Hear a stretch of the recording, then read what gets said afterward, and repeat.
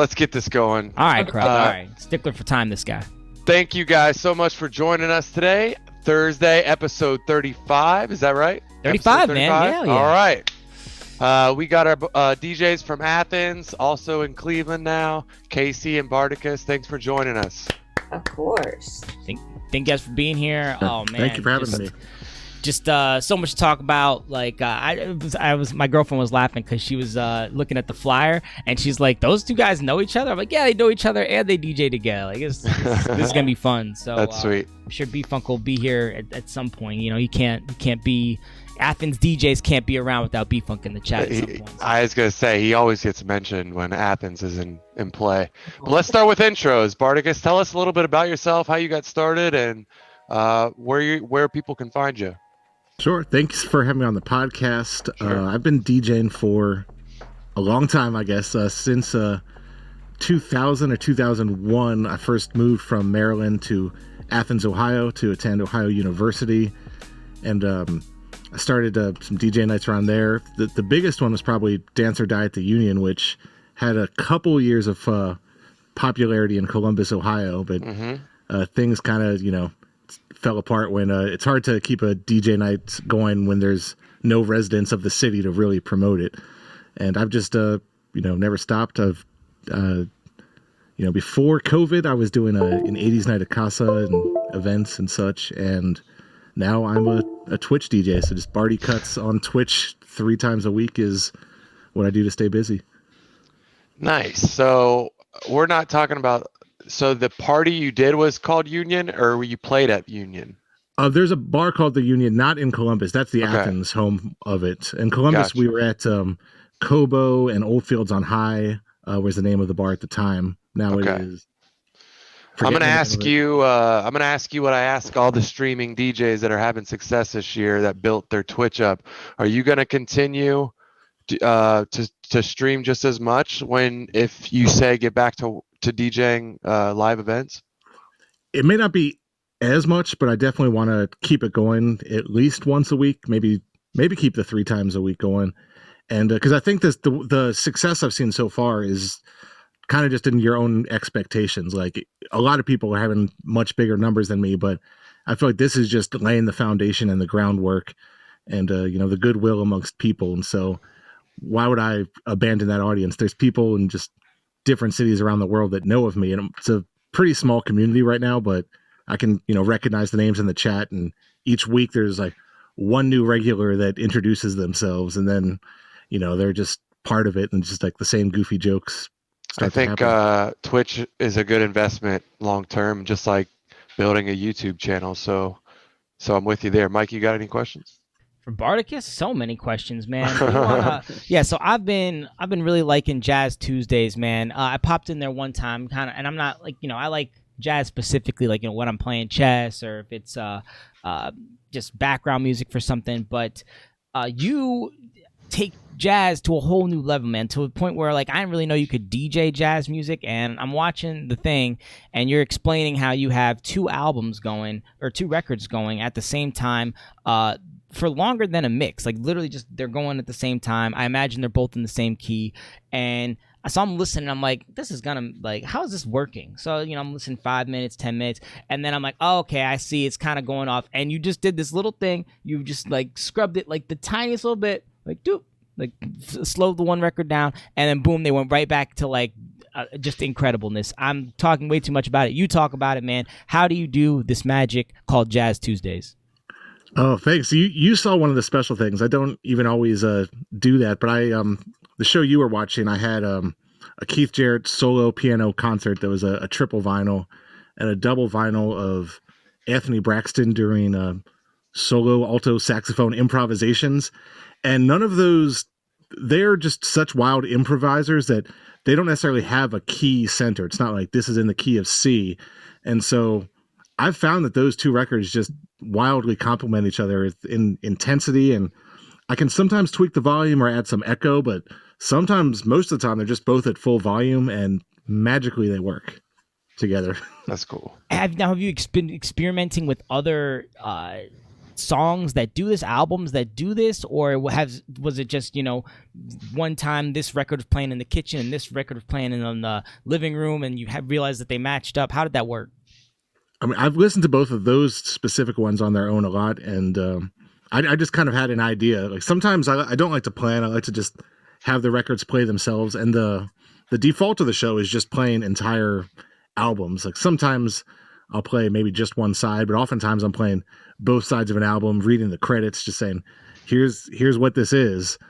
And I don't know, there's something about those that seemed like it would work to combine. But oftentimes I'm not doing really experimental stuff like that, but I'm not opposed to it. You know, it's just fun experimenting with all you can do with the cameras and the sound. Heck yeah, man. Experimenting is all, well, DJing is all about experimenting. But true. Want to ask you one more thing. We were talking earlier, and you might have mentioned it because I had to rework some audio stuff down there. But did you mention that you're on the radio now? Have been for 3 years, 105 in Athens. Could you just tell us about that a little bit? Because I mean, we don't have a lot of radio DJs on here, but we always like to ask, you know, what's that world like? Yeah, that's right. I get to be on the afternoon weekday DJ from 3 to 7.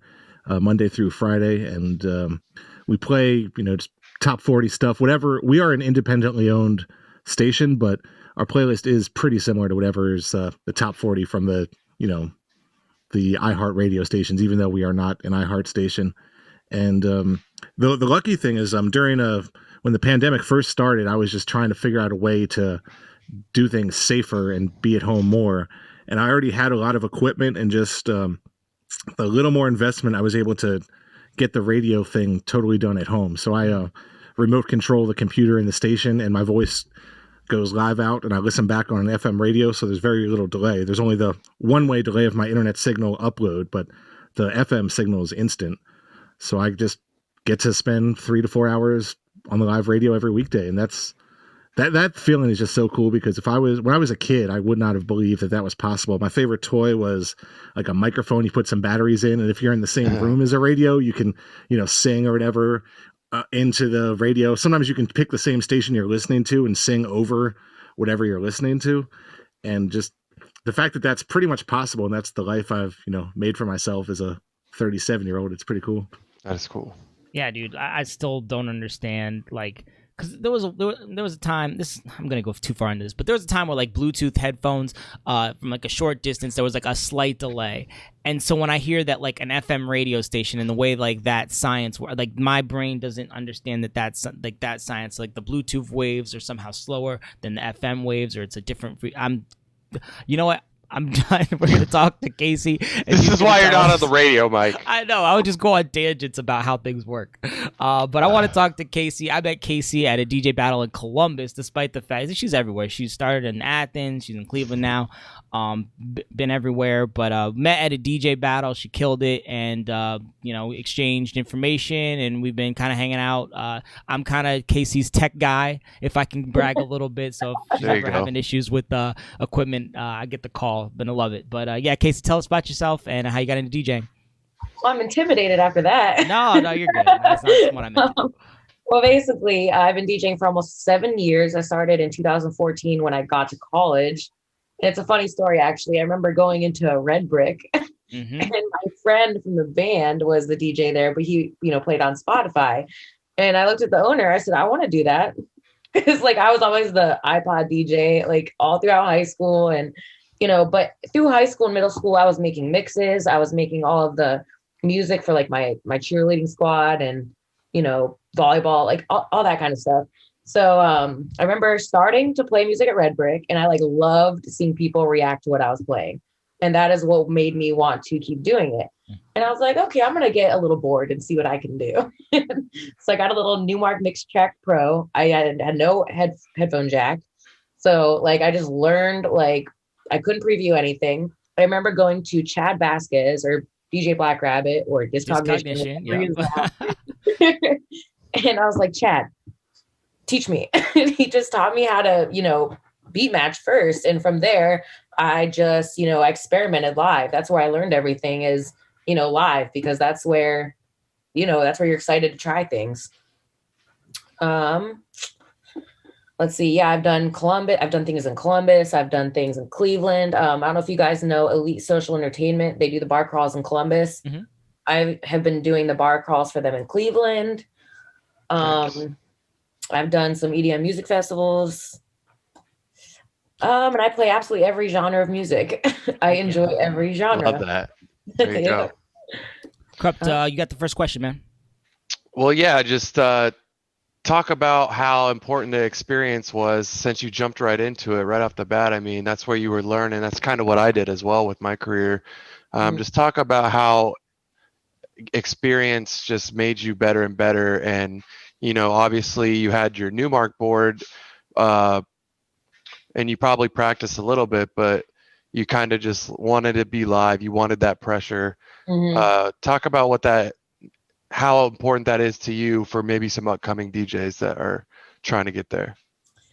Well, I want to tell a funny story really quick too. So when I got that Newmark MixTrack Pro, you know, I said there was no headphone jack. Mike, you know this. I have a little iPod Classic, like the big ones. Yep. And that's my baby. I will never get rid of it, ever. And I remember DJing at Brony's in Athens.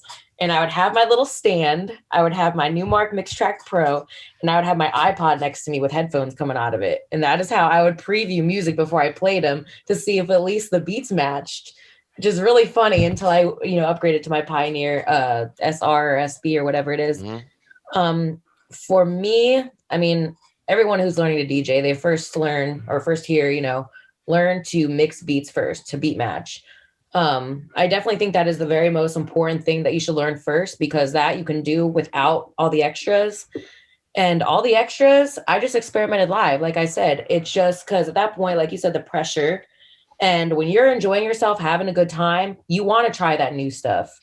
And then sometimes, like, I surprise myself. I'm like, damn, I didn't even know, I could do that. So for me, I suggest live performances. That's where you're going to get the most practice, because you're also going to see what the crowd reacts to and what they like, depending on where you're at. I think messing up live is important too in the beginning, so you can feel that and what that feels like. And I think beat matching, since you play everything and you play all different types of genres, it's definitely the top priority. Shout out to Richie. Richie's in the building. What up, Richie? Oh, I'm on the wrong chat. I'm monitoring the wrong chat. Let's see if I can go over here and see all what people are talking about. Go ahead, what did I want to ask you about? You know, it's funny. You say the Newmark MixTrack Pro, and that's kind of become a meme on this show. Like everyone started on that thing. Everyone. Oh goodness, no cue points, nothing. Just I said it. And turntables is your preferred method of performing music now, right, Casey? It definitely is. I love my turntables. I love the sound it makes. I mean, I just updated the phase too, instead of I loved the sound that the needles made. Like I said, I started, like, my second thing I started on was the SB. And when I first got that, that's when I learned how to, beat match more, use rolls and cue points. And I was actually just talking to another DJ today. I have to go to St. Louis in a month to play. And I'm like, I'm going to drive all the way there because I want to bring my turntables. Yeah. And they're like, Casey, you're crazy. Bring your SR, SB, and get on a plane. I'm like, no, I'm driving. I'm bringing my turntables. Hey, you know what you know, right? You got to be on your gear. Yeah, and that's like my thing. Like a lot of people, like when I started, a lot of people didn't have turntables. And I was actually told, don't get them. They're too heavy. It's too much. Don't get them. I'm like, oh, I'm going to get it anyways. I want this big setup. I want everything. Yep. I think there is something to be said about, even just walking in with turntables. I think, like, you get, like, not that people are judging you, but they are. Like, you get that little bump, even if you suck. You could be the worst DJ ever. This is your first time ever playing music, and you're bringing out. I think you get that little bump. At least you start in a higher place if you bring out turntables. Maybe I'm bring wrong. out like 4 of them. Yeah, yeah. Like, oh shit! Even I want turntables and I want CDJs. I just want that big setup. I love. There you go. I just wanted to elaborate too, because you were talking about, like, get mixing down first and then worry about the extras. What do you mean by extras? Is that like the wordplay, the scratching, or are you talking about like other creative mixing techniques, or? Well, personally, I love wordplay. Wordplay is my favorite thing to do. But I mean, like probably 3 years down the road, I learned how to roll, like doing loops, with words, and then transitioning into like an intro to another song.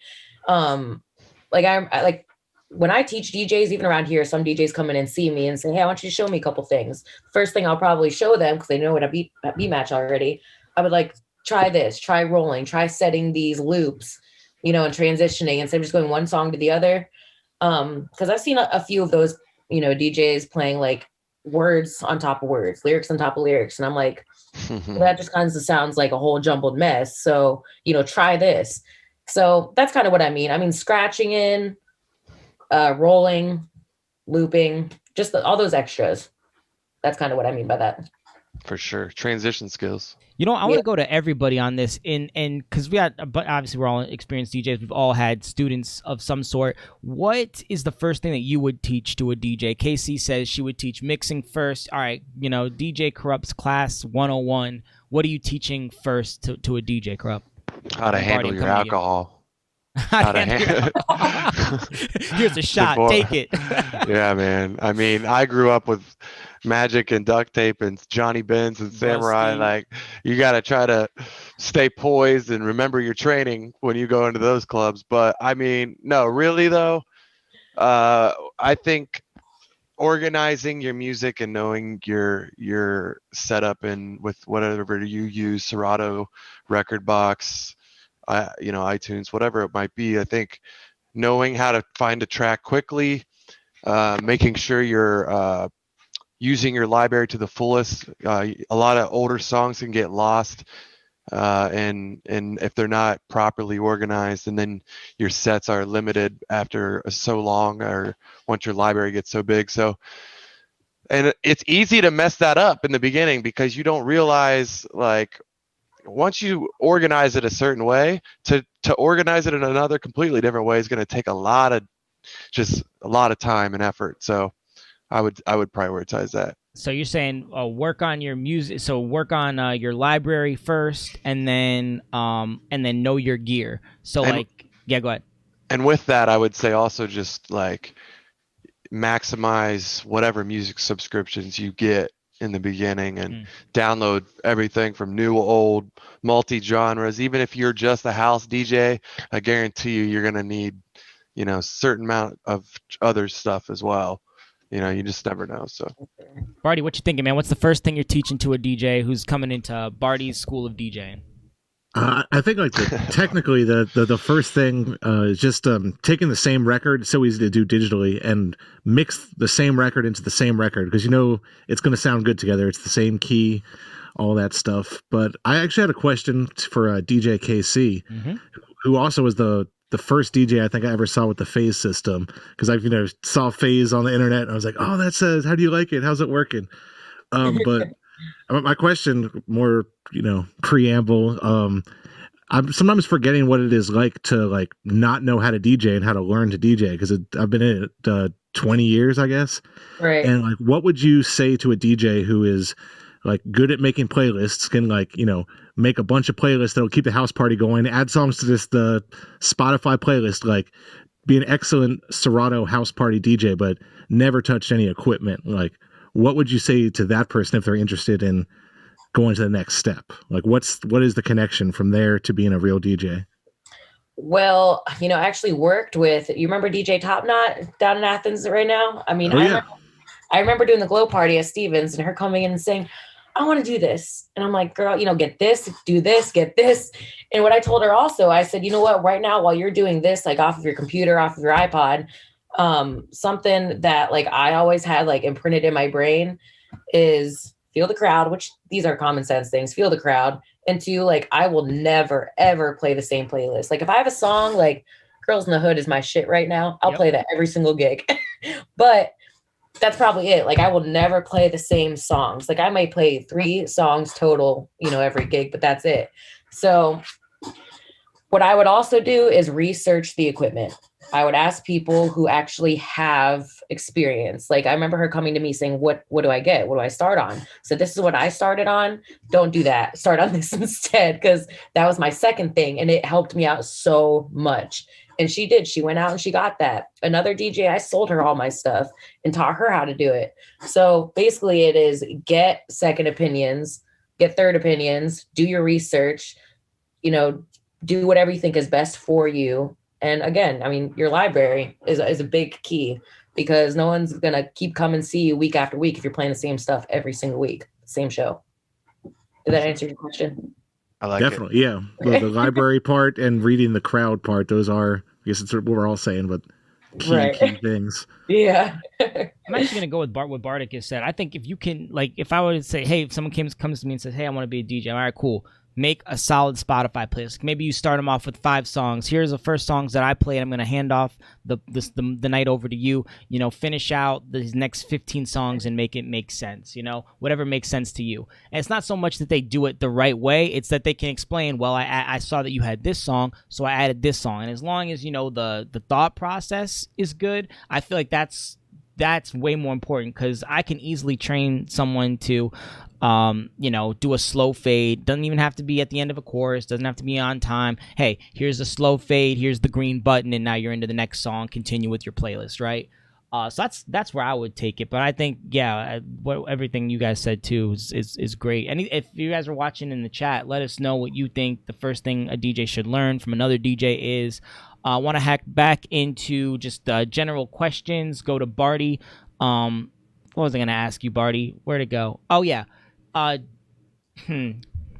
Kurt already kind of asked that question.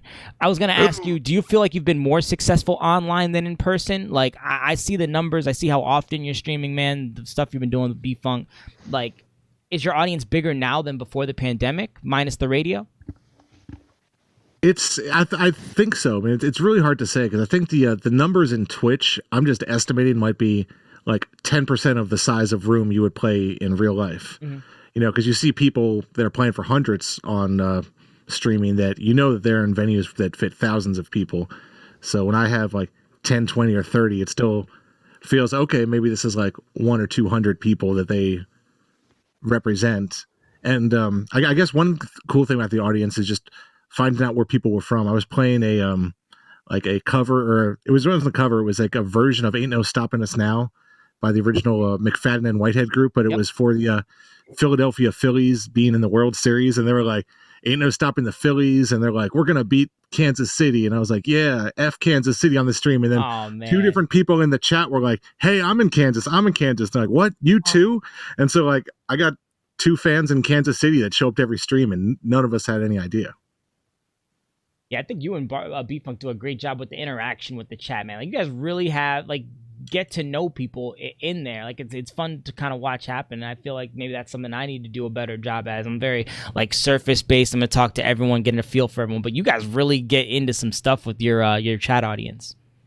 Yeah, it's fun to challenge them. It's just like in real life when you're DJing, like, you don't want to put the computer screen right here in front of you. You want to have it off to the side so you can make eye contact. And the version of that on Twitch is the chat. And it took me a while. At first, I wasn't sure if I liked how it looked, but now I have the chat in super big font over my screen that's directly in front of me. And it's like the TV is right where the camera is. So it's like we're having like a conversation, because otherwise it was just no cameras and I'm just doing that. I'm not going to get a 7-hour DJ set, and I'll get bored after a little bit, but having an audience there, even a virtual audience, makes it more fun for everyone. Does it feel like practice to you at all, or it feels like you're playing a show, or a mix of both? Oh, a mix of both. It's a different style, and it incorporates the radio DJing style, because radio style is, you have a countdown timer that's like this. Harry Styles song has 11 seconds before the vocal hits, so how you have like 11 minutes of beats to talk over, and I'll talk over a lot of songs and just totally forget about beat matching, which I think beat matching is an essential skill for all DJs to learn, but then I think they also need to unlearn it and not get locked into like, I'm playing 70 BPMs for an hour. Like, you can mix 2 songs together and then just throw an echo, throw the slow fade, whatever, and take it to whatever energy the room needs. I agree. I think about it like a DJ's vocabulary, right? All the different styles, like ways you can go between the tracks. That's like, a different word. And like, when you're listening to a set, that's one thing I pay attention to is like, okay, they did the echo out. okay, did the echo out? Did the echo out? Did it go out? Or is it, okay, echo out into a mix, into a drop, into like, getting hype on the mic, into like a hype song? Like that to me is like a really cool way to like not evaluate a DJ like a ranking system, but just to say like, oh, cool, they did that and they got that in their bag and they got that in their bag. We talk about the advantages of having microphone skills all the time on this podcast, and that's just another one is the ability to transition in a unique way. Beat matching is important, but when you're making every transition sound the same, or you need to do an emergency energy flip, or it's scripted or whatever, definitely do that quite a bit when I can. Right. Yeah. Diversity. And I've heard that Spotify already with their electronic playlist do something similar to perfect beat matching, and it's going to get more perfect as the years go on. So if Spotify can already emulate that, what do you say? Sorry, Brian, I didn't interrupt you, but corrupt. How long have I been talking about that for? That the fact that we've had the crossfade feature since, oh my gosh, 2000, 2001. And we're just now getting to where someone said, "Hey, it's not going to be that hard to actually mix these things." So that's exciting, BARTY KUTZ. Could you talk a little more about that? Yeah, B Funk. Let's invoke his name. He was the one that's always pointed out to me that the house playlist on Spotify automatically like start on the one, do a little crossfade, and their tempo is similar. That it just works. And so if the automatic DJ can do that, you gotta, as the real DJ, show why you're different. If train wreck a little bit and be like, oops, I messed up that, let me start it over, and that's going to get the people more hype than just a playlist that can turn into background music because it's programmed by the computer. True. Completely agree with that. Casey, I want to come back to you. Your your journey into music started in dancing. You did competitive dance, hip hop, all that, like all over the state. You teach and like do coaching now. I think we talked about earlier in the podcast. You can't trust a skinny chef and you can't trust a DJ that can't dance. So obviously you can dance. Talk about your journey to music through dancing and how that helps with DJing. Oh my goodness. Okay. Well, I started dancing when I was 2 years old. So like music has always been a thing for me. I was that girl. I remember someone asking just the other day, one of my friends, like, what's one thing you can say about Casey when she was, younger? Well, if you needed a CD burn, go to Casey. I was always the person to burn CDs. I still have a stack of CDs like a mile high. It's funny. So yeah, like music has always been my thing. And even when I'm teaching people how to beat match, or when I'm like in my head, when I'm playing, like I'll count in my head like 5, 6, 7, 8, which is really funny actually. But like, that's, honestly what I think about. And I mean, if you ever watch me DJ, I do not stop dancing.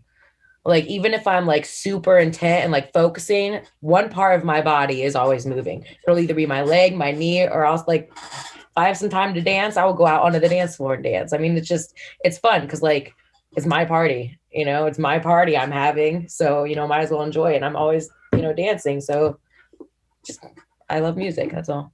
Your crowd will for sure feed off of that too. I mean, if you're up there, constant energy. Every time somebody looks up, like, damn, she's really feeling this. Like, it's hard to get. We've talked about it all the time. It's just hard if somebody's just head down, not talking on the mic, not really moving, doesn't even look like they want to be there. I mean, that's obviously like the far opposite. But people out in the crowd in these shows, they don't know.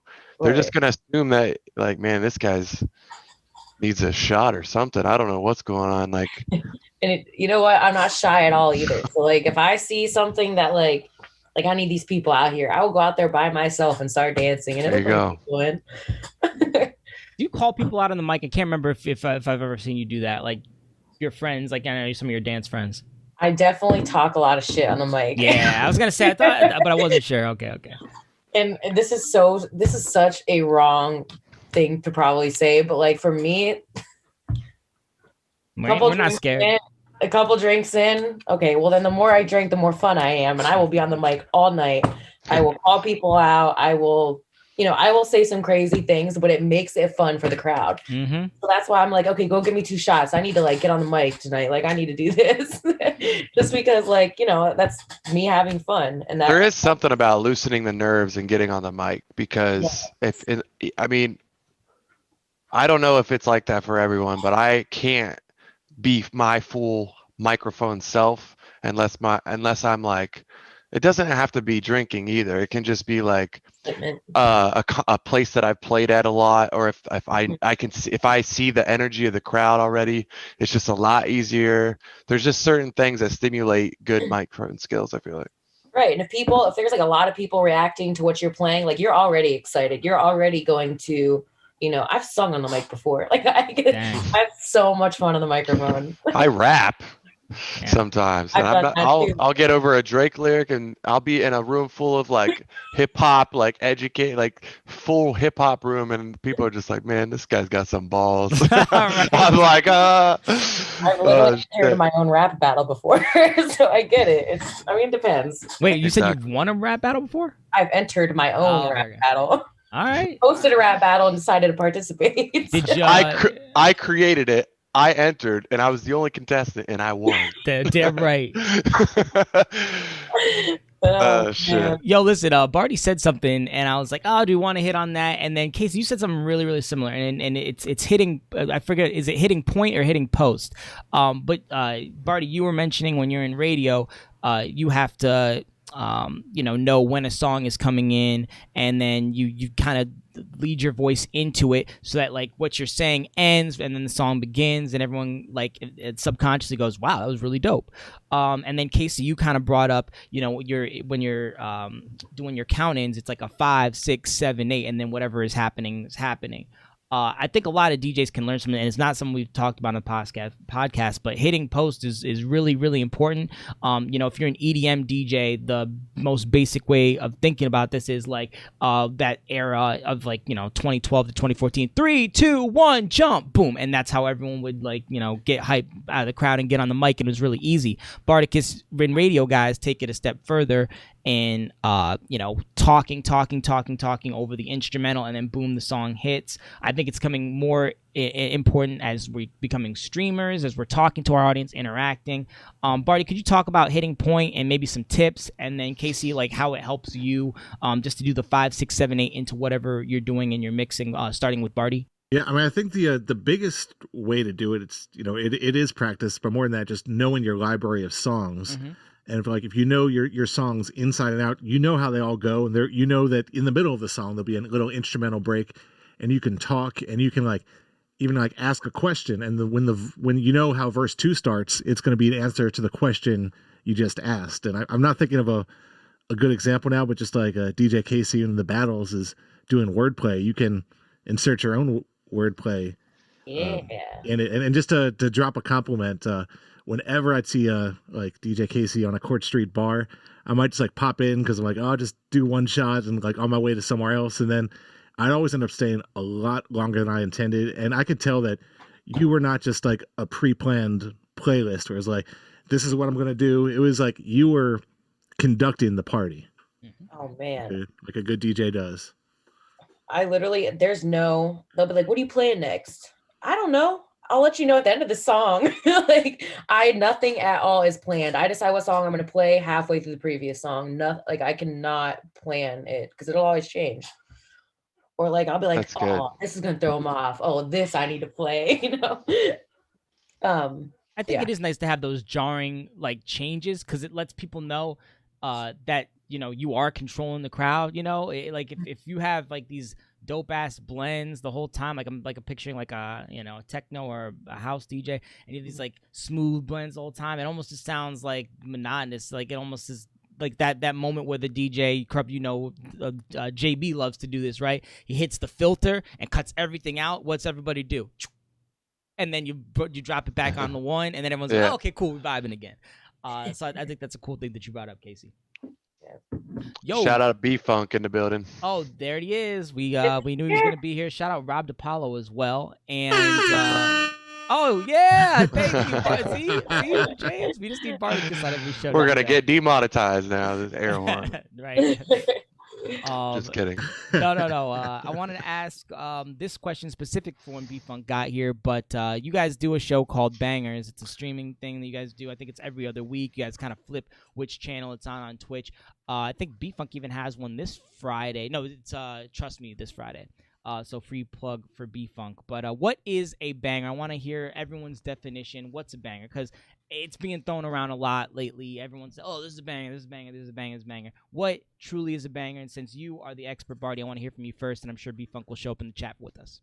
Yeah, I like to take a wide definition of banger, and it's one of those things where it's like you know it when you hear it, but it could be anything. It could be like an old song, a new song, a slow song, but just like, you know, because B-Funk likes to highlight the emotional bangers, like some old, you know, like 80s Phil Collins thing, and it could be pretty much just like any song where right away it grabs you from the start and you know what it is, and you're like, that's a banger. That's a banger.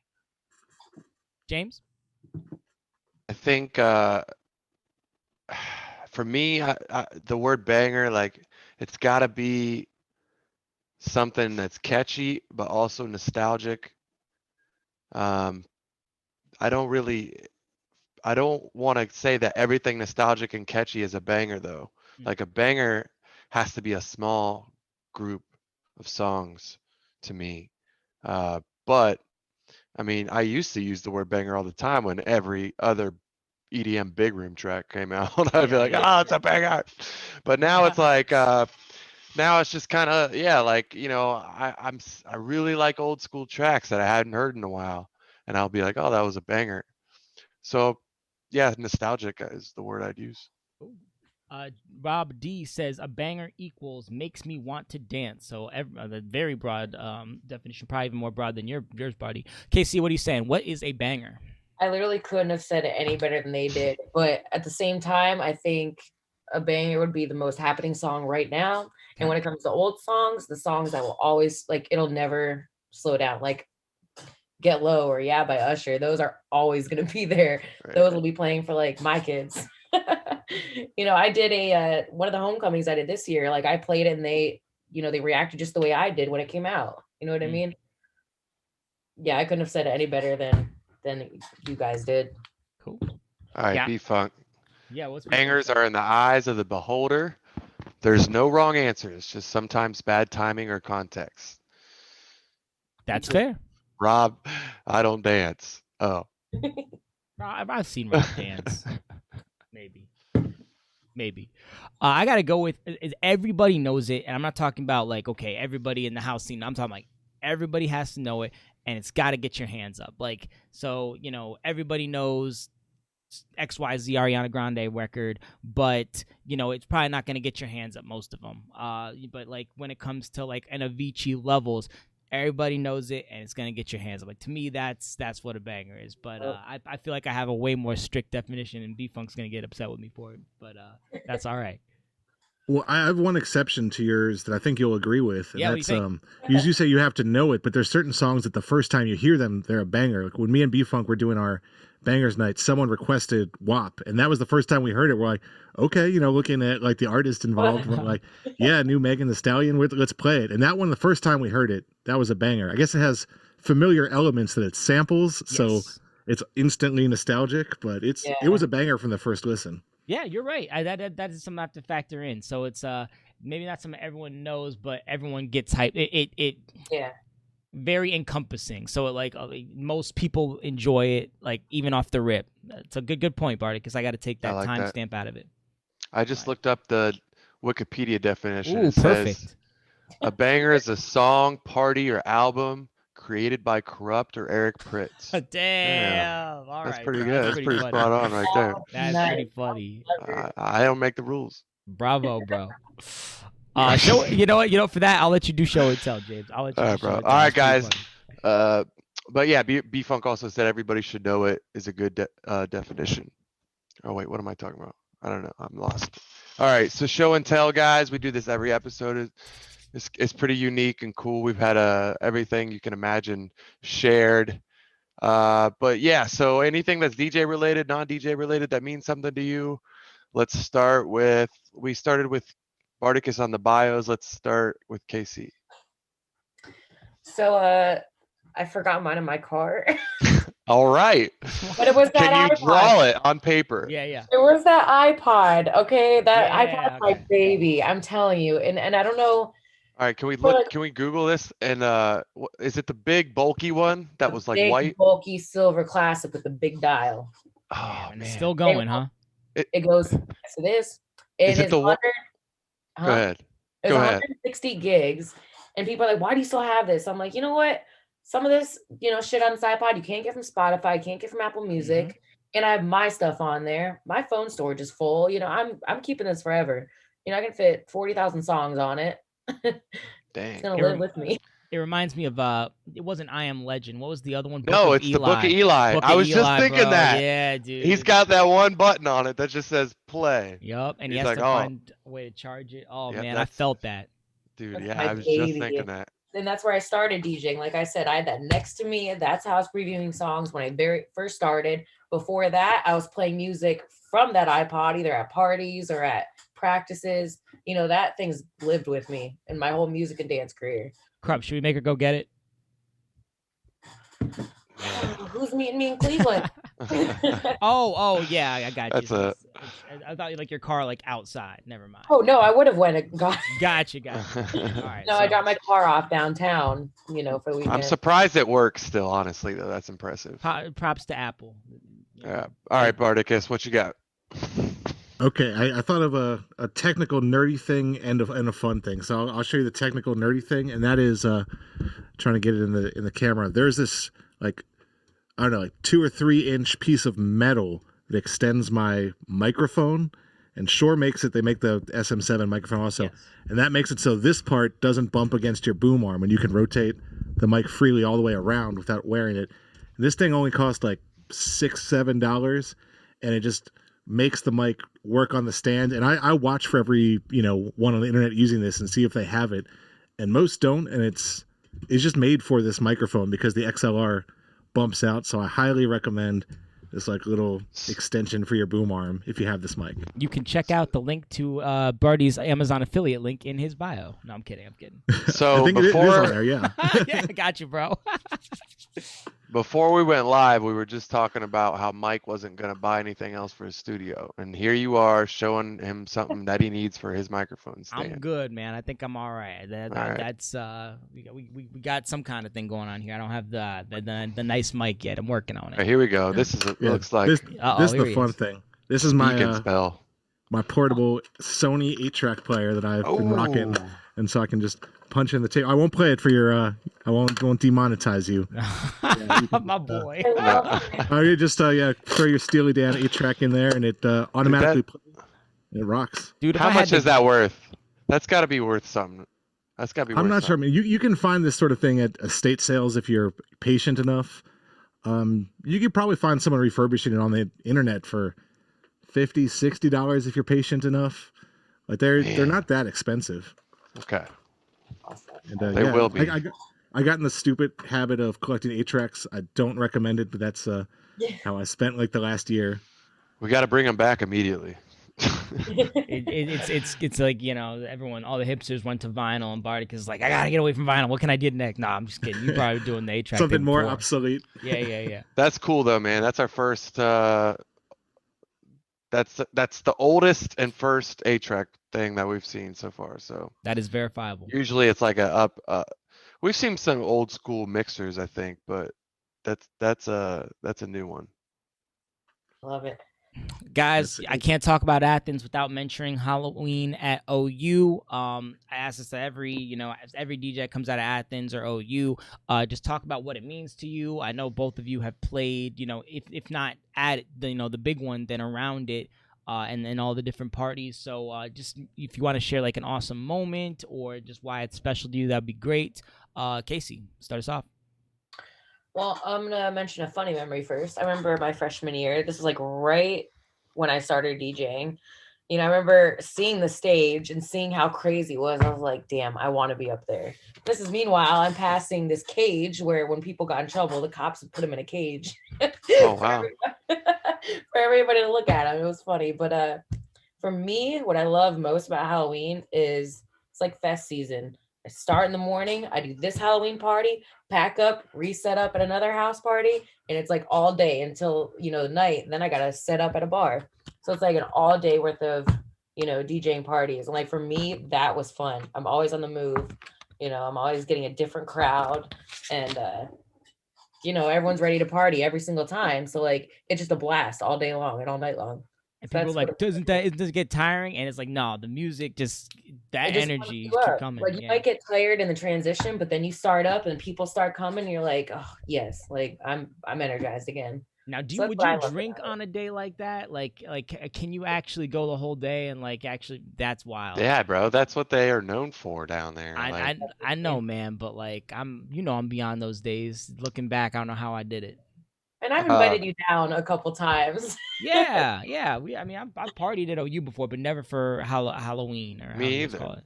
Yeah. What would you say the people in cages is the craziest thing you've seen, or what is the craziest Halloween?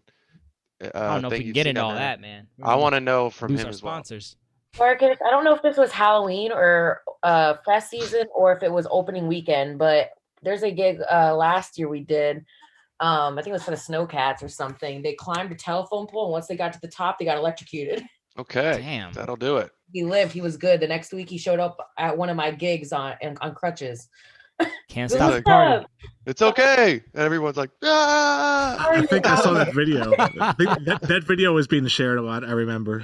Yeah, that's probably the craziest thing I've seen at OU. And there was that video of the guy who was running from like rooftop to rooftop away from the police. I've seen that too. That was like 3 years ago. That's smart. This is why I asked this question, man. It's never dull. I hear something new every time. They started on Steven's roof, and they were walking on a beam across the top of Steven's, and they jumped to another roof. Barticus, anything you want to add to that? More memories, more times you've DJ'd, or what? I think I only actually got to play the outdoor thing one time, and B-Funk is the big organizer behind that, and it's always just so fun because you have as much as I don't like preparing a set, when you have something like that where it's less than an hour, maybe like 40 minutes or so, and it's just you have to just get like every one of your songs picked out in advance, and just everyone is just so ready to go. Like big stage, full professional lights, big guardrail and security, and it's just a crazy time, and everyone really puts an effort into their concert. And even though it's crazy after dark, when the sun is still out, there's a nice family-friendly side to it where there's a big like puppet parade going down Court Street, and everyone has these like handmade, life-size puppets, and just some really cool stuff is happening. And then it gets pretty crazy at nighttime. I imagine, man. B-Funk said he touched the goddamn power lines. I thought I watched a person die. Oh, man. I can't imagine what he's seen. That could take up a whole episode of just his Halloween memories. Oh yeah, because he's negotiating with all the parties in charge of everything, and people trying to pull the plug on him, and he's like, And he might be the one sober person there, like throughout all the chaos is B-Funk. You guys are, I've told him to monetize that set list multiple times. You could probably make, thousands just selling out those set lists. It's just such an iconic party, but B-Funk's a better dude than I am. So, what else do I want to ask about? James, you got any questions for these guys? My next question was about Halloween. What about like, just what do you guys think of how Numberfest ran its life? Great question. Like you guys, obviously Numberfest blew up because of how big of a party school Athens was, whether you were a part of Numberfest or not. Like, did people really get excited about it, or was it more just like, I don't know, talk about it? You can go first, Marcus. Okay. Behind the music, Numberfest. I am kind of like a Numberfest outsider. I've seen kind of the town, but I was never really super into it. And I don't know. I guess just to be real, it seems like it first reached massive success because you could drink underage there, and then they started getting more legitimate and cracking down on that, and that kind of killed the crowd. That with touring festival acts are just getting more and more expensive, and they used to be able to get like a really good deal if you were like up on an artist and you could book them 6 to 9 months in advance before they got super popular. They could, bring Kendrick Lamar to a field, but you can't really get a great deal on these artists anymore because everyone kind of instantly knows their value. I don't know if they know all their like I don't even know the right word, just like this, computer machine learning, search engine optimization. Like everyone just has all the data and they know exactly how many people listen to them on Spotify and where they're located and how many dollars that can translate to. So it's just hard to make good bookings at festivals. I think it's much Yeah, harder. there's definitely something to the old lineups that used to be created. And once those names blow up, it's just really hard to duplicate that. And people that were Numberfest regulars or, breakaway or whatever it might be, see that and then they compare it to the last year's lineup and they don't understand, how it works. And then, yeah, I think I agree that the BYOB, once that kind of went away, it lost some people, but they still saw a lot of great success afterwards as well. What do you think, Mike or Casey? Um, I don't really have a big Numberfest history either. My freshman year, I went. That's when Diplo was playing, and the only reason I went is because I wanted to hear Revolution live. Literally, and it was the day after my birthday, so I was hungover. I got there, heard Revolution, left, and I never went back. I think like the next year, I made like a shit ton of money on driving people, but it was just so far away, and the bus will only bring you so far, and I don't know why. I just never went. I did all the Numberfest after parties, like at different bars, but Mm. I never really went to have a big opinion of it. I Yeah. like the Throwback Thursday concerts more, I think. What are those? So Athens does these Throwback Thursday concerts. One year they had Shaggy. One year they had the Ying Yang Twins. Last year was, I think, Jesse McCartney. BARTY KUTZ, I know you probably would know way more. I mean, you've been there longer. I don't know if you have anything to say about it. I know a little. I did see the Yin Yang Twins, and that was really fun. They're just playing outside on South Green. The college is there. I think A-Rock, I think, was the warm-up DJ for that one. Nice. Oh, Shout you out like A-Rock. It was really fun. Yeah. I heard they like showed up like 3 hours late or something. Yeah, I think before Aaron Carter was there, and one that I'm really mad at missing is in that same area, but not in the volleyball courts and the basketball courts. They had Clips play like right around the Hell Hath No Fury Cool. album. It was just like, and I had no idea they were just playing a free outdoor OU funded concert. Oh, T-Pain was there one year. It's always during Sibs weekend when your siblings get to come. T-Pain came one year, and that was a great concert. He had so much energy. He danced the whole time. T-Pain's awesome in live for sure. Yeah. And he like everyone hated on him for the auto-tune thing, but like I think just like now in the past 5 years, people start to respect T-Pain. Didn't he like win that Masked Singer show or something like that, or he was on it? And then any I feel like Reddit, there was like always some post that got upvoted that was like, oh my god, T-Pain could really sing, and whatever, people figured it out. Yeah. Oh. So Barty, because you've been talking about the algorithm's kind of been this like looming thing that's kind of been hanging out throughout this episode of the podcast. I just want to talk about it. We've been talking about it a lot. I switched over my Twitch, even though we're streaming on Twitch today. My Twitch is now more gaming focused, and I'm all my YouTube stuff's music and figuring out branding and stuff like that. And one of the reasons I did that was because I didn't want the algorithm to be confused. I still want, if someone searches DJ tips, I still want them to see DJAXCESS and not necessarily like Squadrons or Warzone tips or whatever it is. So what, in your research of this past year and how the algorithm works on all these social media websites, what have you found? Has anything been really helpful?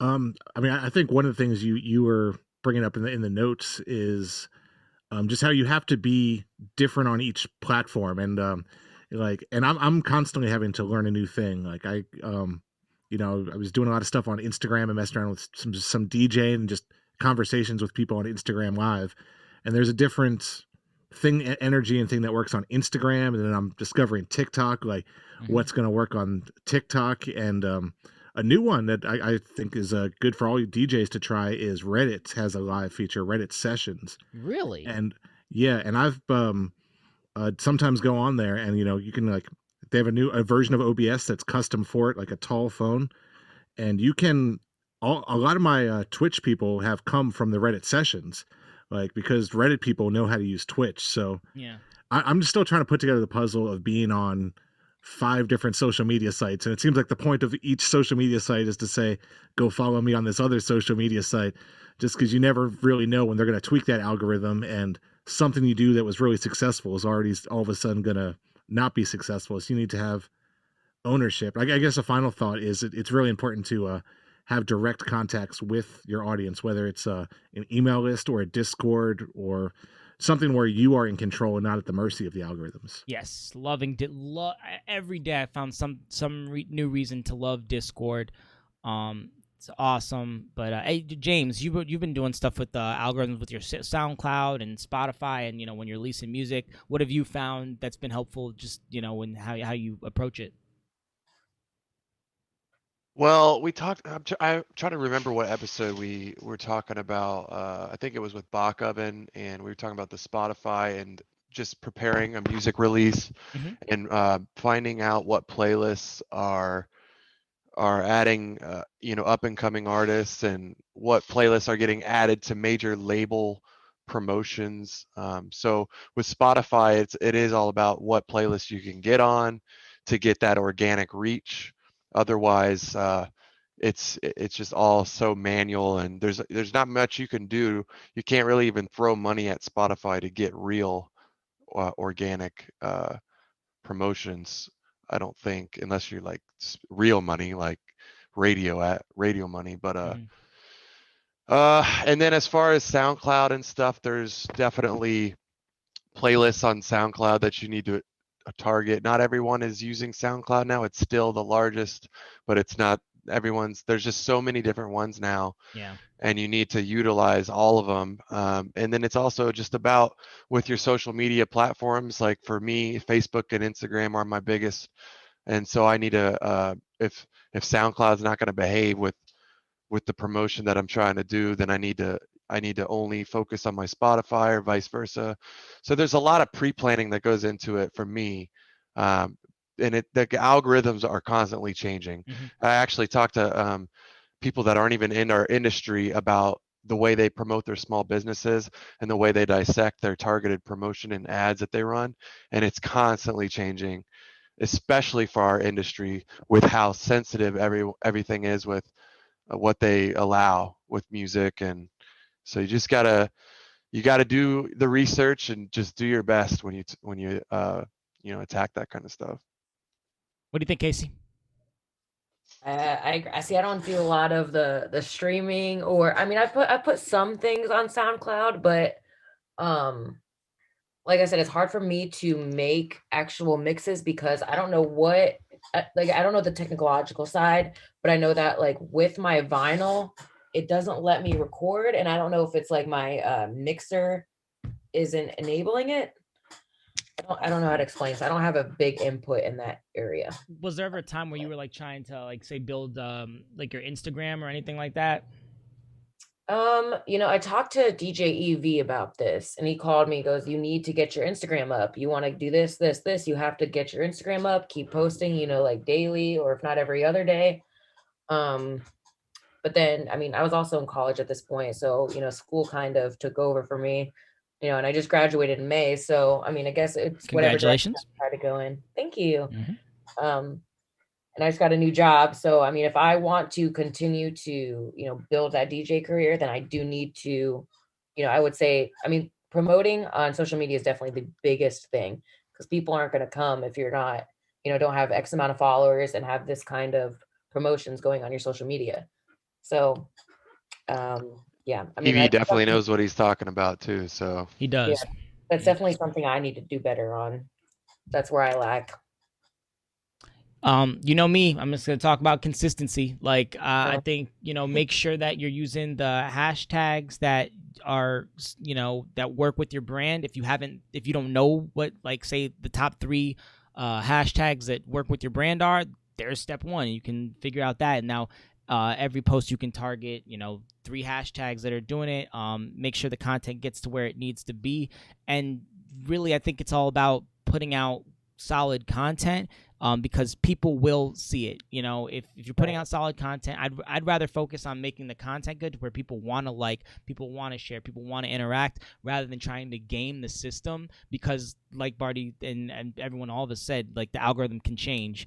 Another thing is, build your audience outside of reliance on a social media platform. There's rumors that Instagram's dying, this, that, and the other. For people who are doing well on Instagram, sure, they can bring that audience somewhere else. But if they just had an email list of all those people somehow, now they can, advertise to them directly. So MailChimp doesn't sponsor the show, but they should, because we talk about it all the time. But you love it. Yeah, I do, man. I just think it's essential because we're, Instagram could die. People who built an audience on Vine had to start over, and just maybe it's a text message, maybe it's just find a way to be able to communicate directly with your audience, to go around these algorithms. But it's not hard to build an email list either if you really put in the work, and then it's just another tool. It doesn't have to be the tool, but it is definitely a way. With everything going on with social media, things can get overlooked if you release a song at the wrong time, the wrong day. Your email list can help you out. It's just I agree with you. It's not going to go away. Right. What do you guys think about the way are you spending more or less time on social media, let's say in the last 6 months? And do you think what's being fed to you has gotten better or worse on the different social media platforms? I've personally have taken a step back. I needed it. It was go. Pandemic kind of gave me the opportunity to step away from it a little bit. Not saying that obviously I'm still very active with branding and promotions and stuff, but definitely my feed, I definitely tried to filter it this year, unfollow pages that I didn't need to unfollow, and really make sure the stories that I'm following or the posts that I'm seeing are inspiring, motivating, relevant, whatever it might be. And that's the main thing I did with my social media, because to answer your second question, I think that some of it's just the same thing over and over. I think it's important to do for branding purposes. But it's if all you're focused on is clout, you're gonna have a bad time. You need to put out music. You need to put out videos of you working. You need to show that you're DJing in places. You need to make people want to book you, and not only clout is that gonna do that for you. Right. Thanks, James. That's just my opinion. Yeah, of course, man. Love that. Love hearing it. Barty, we'll go to you next, man. Spending more or less time on social media, and was the second part of it? Is the algorithm working for you? Are you being fed stuff that you like, or has it digressed? Unfortunately, I might be spending more time on it. I'm not really happy about it, and I finally the TikTok algorithm is really good if you spend enough time with it. It knows pretty much exactly what you want to see. I've discovered some songs off of there. And so I like it for that, but then sometimes you just want to put a limit on it. You're like, okay, I don't, because there's no end to it. It just goes forever. And some of the things are so specific to your interest. I exclusively wear jumpsuits, and there's a lot more people that are wearing jumpsuits that are showing up, and they have 30 likes on their videos. So not that popular, but anytime someone is just it doesn't matter what they are. If they're I'm a woodworker, but I also wear jumpsuits, I just get fed a lot of that content. So it's kind of working. And I agree with what Corrupt was saying about you should garden your feed, or there's no reason to follow someone because you go back or anything. I unfollow so many people on Facebook and block them, and it's social media to me is for my entertainment. And so if there's something that doesn't make me feel good, I don't need to see it. I don't think anyone is going to change anyone's mind on social media. Real conversations with people in real life have a much bigger impact, and it is good to reach out to people in these times when you can't actually gather as much. So I've been using it more just to messaging people and stuff like that has been pretty good. Good point. Casey? I kind of feel the same way. I mean, I could order something off of Amazon and boom, it'll pop up on Instagram or Facebook. It's crazy. Since Corona, I haven't been on social media as much, especially because due to everything and curfew and capacity and everything, they just started letting us promote again. Mm-hmm. And even that, it's the day of. So I haven't really been on social media as much. And especially because, like I said, I just started a new job. So I've been literally not on social media very often in the last few months. How about you, Mike? Yeah, definitely spending more time recently. TikTok, that like Barty said, man, that algorithm's got me, bro. I'm hitting the Star Wars stuff, like all these different like tips for content creators. Though Warzone stuff's on there. Squadrons, which is like a Star Wars game that I like. Oh man, it's really easy to scroll. I watched Social Dilemma. We talked about it earlier in the summer, and so I put my 2-limit timer on there, and that's been pretty good. I know. I'll where it gets me is if I'm playing games late night and like let's say I'm dead in Warzone or something like that, and I want to be on TikTok, and it's past midnight. That time counts towards the next day, if that makes sense. So that's where it'll get me. But I definitely see some of my friends like really going, deep into social media and just scrolling and scrolling, and that stuff will affect you eventually. I mean, it can affect you eventually. So just be mindful is what I would say. And yeah, these little algorithms are getting good. That's all I've noticed. Same. B-Funk, oh man.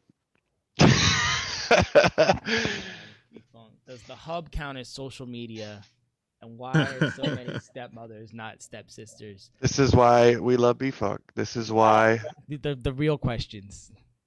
I know for a fact his ads are all over that. Last time I checked. Don't ask questions. Right. Go ahead.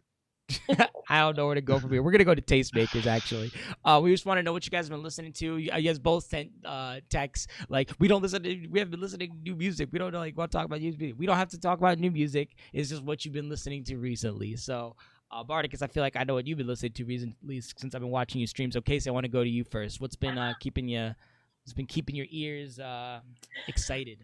Oh, I'm about Girls to in the Hood. Yeah, right. Girls in the All that Hood. Meg the Stallion. Shit. Go ahead. Theme song. I don't want to say that. Not all of it. But you guys are about to tease me again. Oh man. Something I like to do when I'm driving. Shuffle my iPod. Yeah. Because I also find that very important because it doesn't select music that you listen to constantly like my phone does. So like I'll be driving to a gig, an hour away, and I'll be like, oh, I forgot about this song, and I'll write it down in my notes, because it shuffles all of the songs, and I have every song I've ever heard in my iPod. So like brings up songs that like I said, I don't think to play or I forgot about. And that's what I like to do. I mean, I very rarely listen to new music because I'm big on beats, what people are gonna dance to, something that'll be considered a banger, you know what I mean? So, a lot of times, like when it comes to new music, I'll just go through all my DJ pools and I'll look at the BPMs, or I'll, you know what I mean? It really depends. Or I'll see what's on top 40. And that's, what I look at when it comes to new music. For me, I love the old stuff. I love old music, like 70s, 80s. All right. So what was the best song that came up, the best like random song you weren't expecting on your iPod the last time you were on a drive? It was just on my way up to Cleveland. It was Smokey Robinson, The Way You Do the Things You Do. I'm already happy with that one. See, that's not something I play like at a bar or something, but like, when I'm doing this show I'm doing this weekend, it's gonna I'm playing a lot of background music for one section of the show, and like that's added to my list. I don't know. I love that song. I completely forgot about it. This iPod is like your right-hand man. I like it. I'm telling you, it's my baby. I get made fun of constantly, but no, it's cool. No, ain't gonna be funny for that. Sorry. Yeah, I mean, I guess with new stuff, because I'm on the radio station and I hear all the most popular stuff, and I kind of just try to passively listen to it, like I'm ignoring the music, and then certain songs like will stand out as better than the others, especially if you're like not trying to pay attention. Then all of a sudden you realize you have the entire song memorized. I think a lot of the disco-y Dua Lipa stuff from last year is just, I really like that change in direction with pop music, and I think like that influence and that sound is coming back. So disco keeps coming back, and I think it's just great. And Moody Man had a remix of one of her tracks too that was really good. And going all the way back to 2019, I really liked Little John Had to Say about Taco Tuesday. Wow.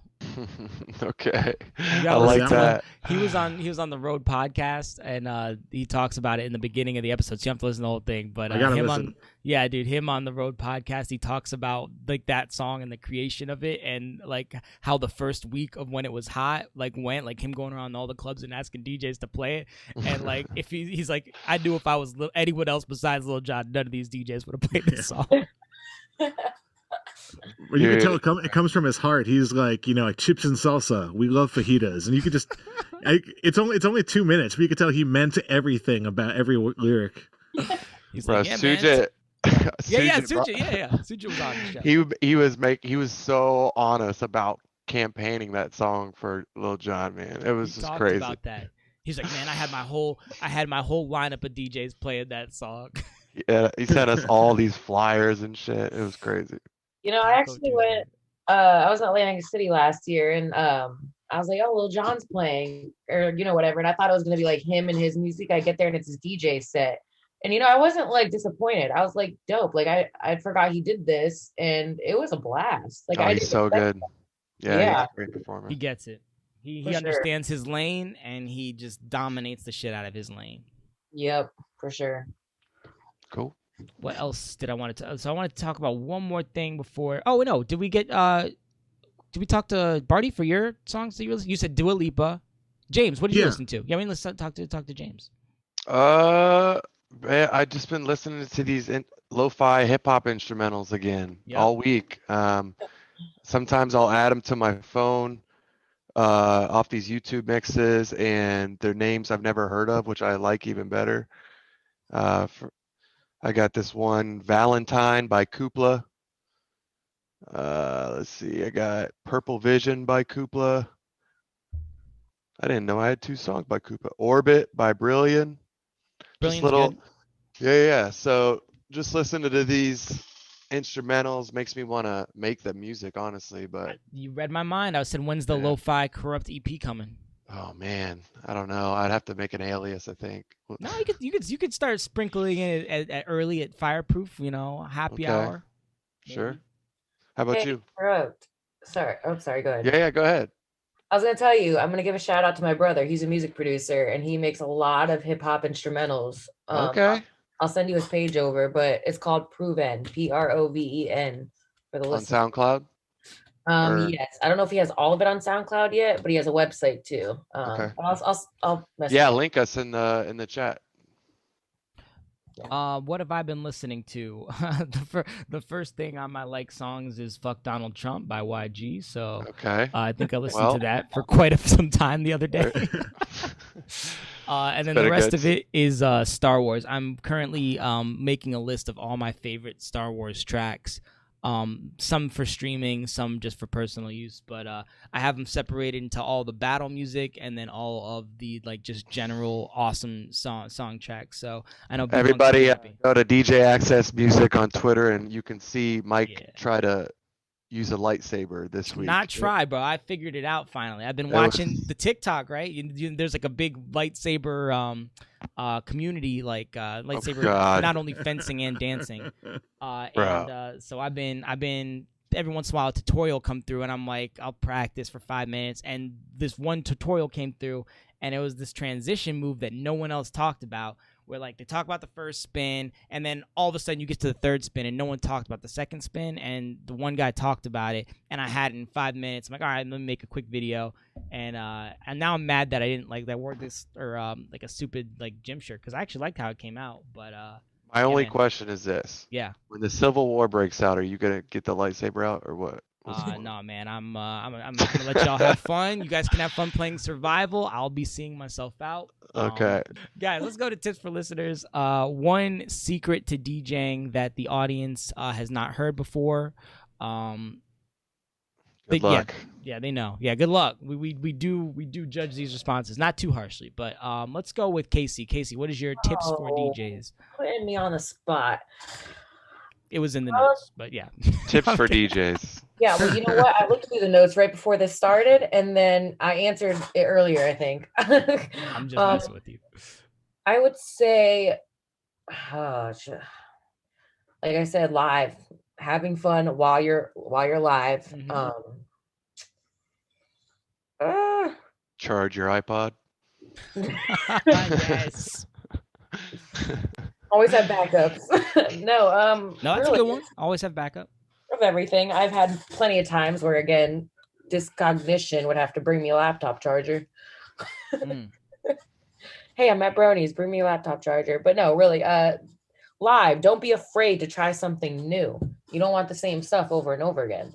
So don't be afraid to, experiment, whether it's live or in your bedroom. Try to be diverse. Word. Think outside the box. I like it. Barty. All right, Barty Barty KUTZ. KUTZ. Listeners, man. Okay.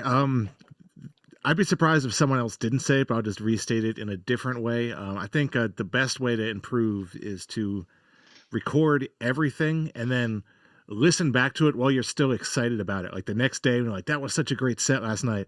Listen back to it, like go wild and party and push it to the extreme. And then when you listen back, you could be like, oh, like when these two songs were blending, I couldn't hear both of them. I should like EQ it differently or turn one up or turn one down.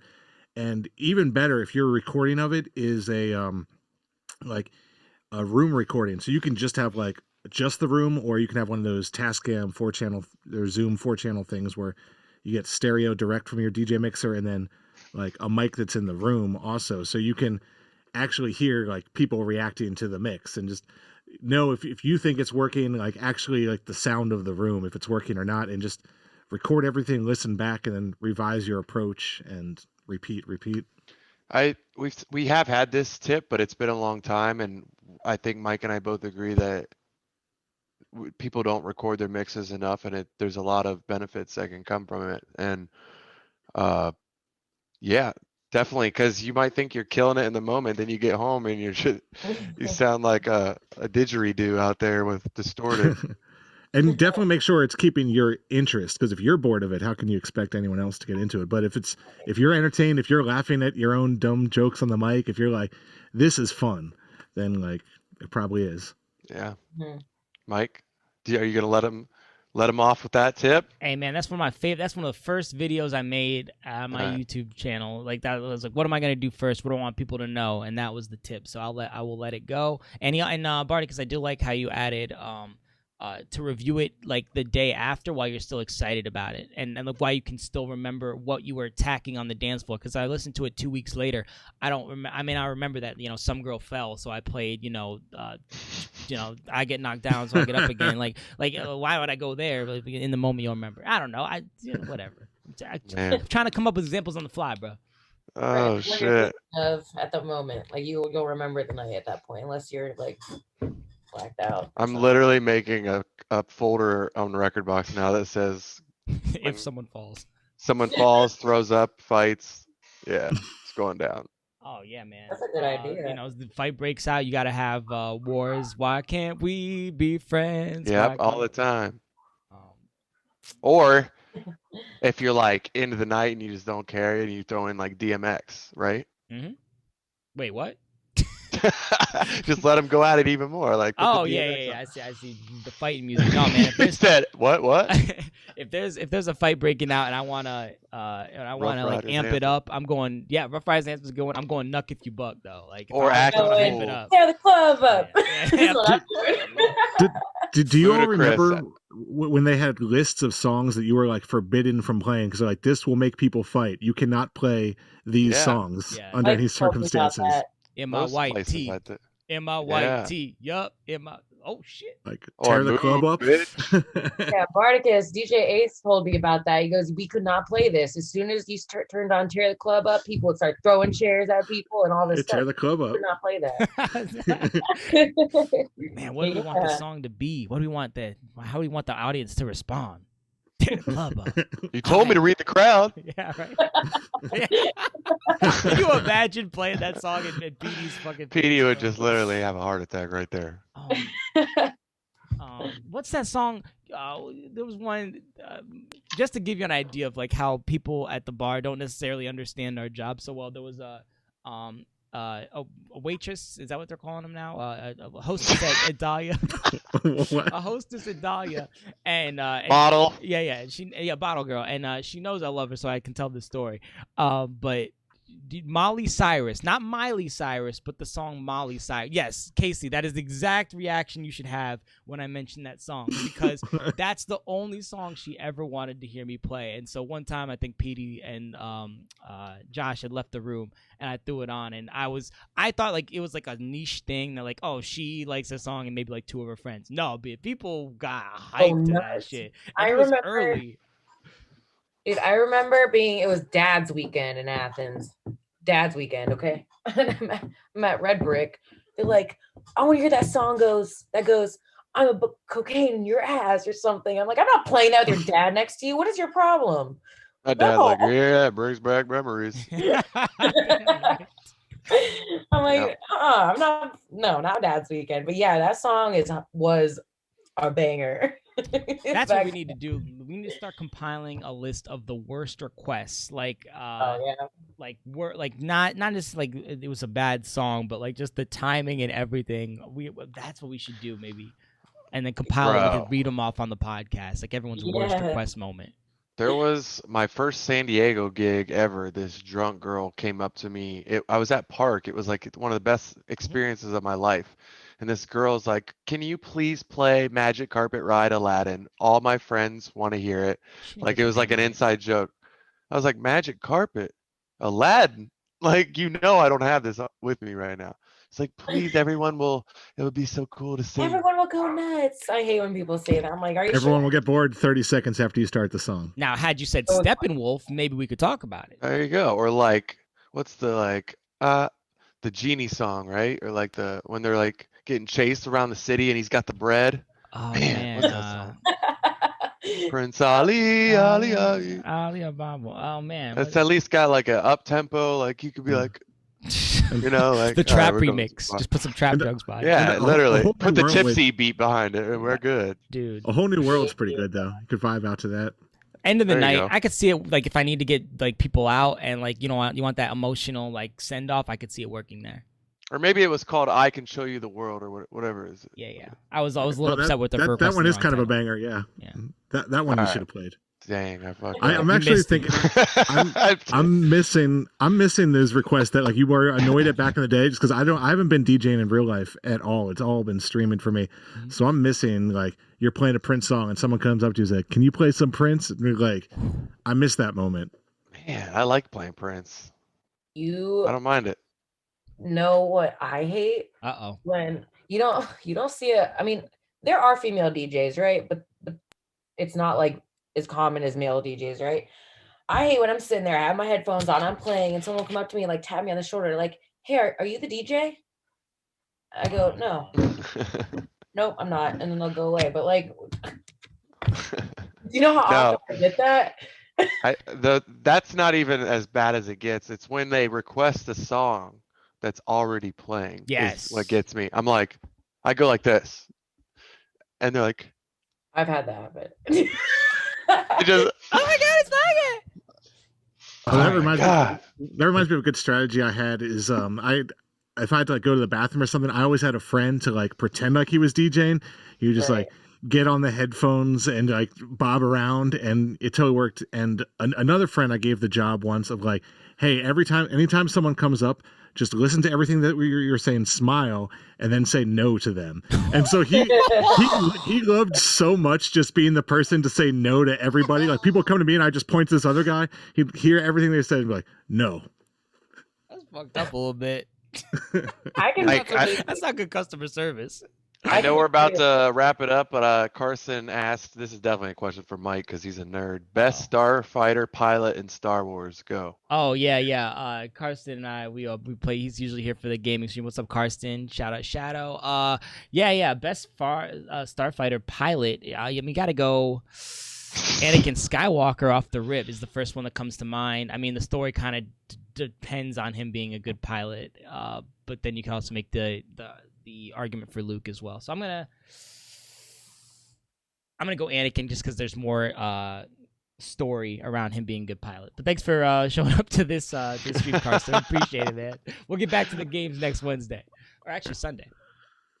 But yeah, we're about to wrap it up, guys. We started a new. I'm gonna get you the link here. We started a new playlist on Spotify. You search Columbus DJ Podcast, or you can use that link. Our link tree will also have it. But it's just going to compiling, the best songs of all Columbus artists and producers. If you are a Columbus artist or producer, let me know what you're releasing. I'll put it on the playlist. Hopefully, we can get a bunch of attention on here and elevate the Columbus artists' music that are going out. And we're also opening up to anyone who's been on the podcast. So if you're a Cleveland producer and you're like, how do I get on that playlist? Reach out, tell us why you think you'd be a good person to have on the show. You'll get on here, and then we'll put your music on here as well. We're not, gatekeeping. We just want to make sure that we're creating a playlist that works for our community and the stuff we've built here. So enough about that. Corrupt, is there anything you or Casey or Barty want to talk about before we head out? No, I mean, I didn't know who you guys were, but I'm glad I met you guys, and stay in touch. Thanks for coming on the show. Thanks for having me. Us.